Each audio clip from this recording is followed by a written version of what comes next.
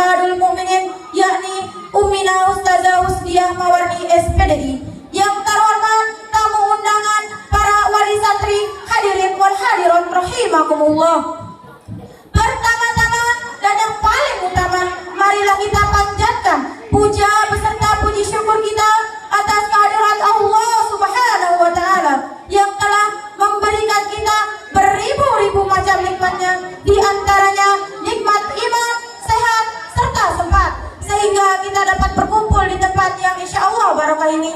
Kedua kalinya, sholawat beriring salam tak lupa kita aturkan ke junjungan alam Nabi besar kita, Nabi Muhammad Sallallahu Alaihi Wasallam, dengan ucapan Allahumma salli ala Sayyidina Muhammad wa ala ali Sayyidina Muhammad, yang telah membawa umatnya dari zaman jahiliyah menuju zaman Islamiyah, dari zaman aki-aki bersendal putus menuju aki-aki berstatus.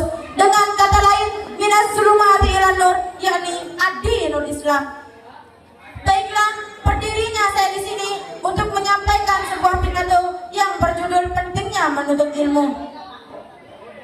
Selama ini kita menganggap ilmu agama adalah sesuatu yang tidak penting, karena kebanyakan kita tidak mengetahui bahwa menuntut ilmu dalam agama Islam ialah suatu kewajiban. Salah satunya saat Rasulullah Sallallahu Alaihi Wasallam bersabda, "Talabul ilmi faridatun ala kulli muslimin," yang artinya menuntut ilmu wajib atas setiap muslim. Hadis riwayat Ibnu Majah.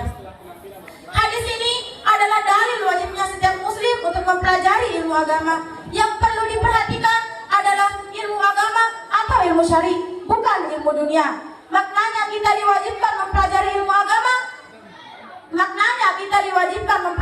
agama. Terutama ilmu yang berkenaan dengan amalan yang fardu ain. Misalnya puasa. Puasa adalah kewajiban bagi umat manusia, maka mempelajari ilmu tentang berpuasa ialah suatu kewajiban. Dalam hal ibadah, misalnya sholat, maka ilmu tentang berwudu juga harus dipelajari. Di sini, wudu yang awalnya sunnah bisa menjadi wajib, karena wudu adalah salah satu syarat sahnya sholat. Begitu juga dengan ibadah yang wajib, maka mempelajarinya ialah suatu kewajiban juga, karena mustahil jika kita tahu rukun puasa dan pembatal puasa kalau kita tidak mengetahui ilmunya.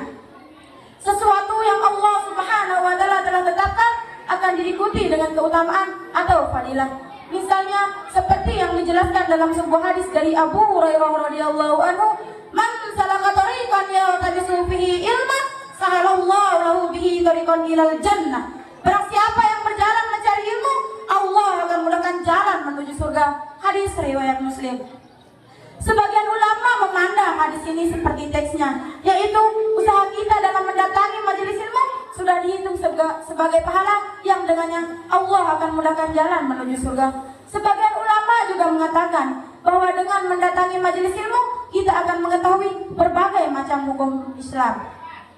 Maka dengan itu kita akan berjalan sesuai dengan ilmu syariat, sehingga amalan yang dijalankan sesuai dengan ajaran Islam atau sesuai dengan sunnah, dengannya Allah akan mudahkan jalan menuju surga.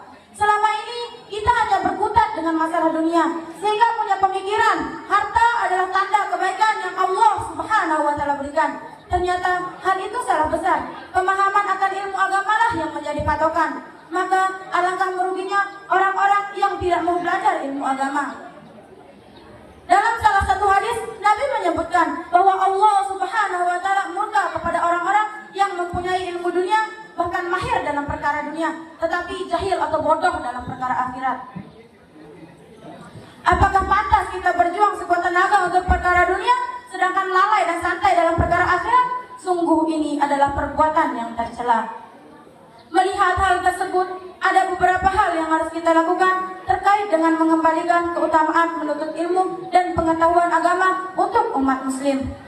Pertama adalah dengan melihat amalan-amalan wajib apa yang masih sering ditinggalkan.